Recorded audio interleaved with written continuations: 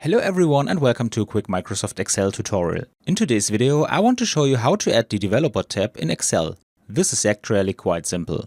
To do this I open Microsoft Excel, click on the File tab and go to Options. Here we switch to the Customize Ribbon tab and on the right side we scroll down a little bit until we reach Developer. We just check the box and click on OK, and that's all you have to do to add the Developer tab in Microsoft Excel. And that's all you need to know. I hope you enjoyed the video and I will see you again in the next tutorial.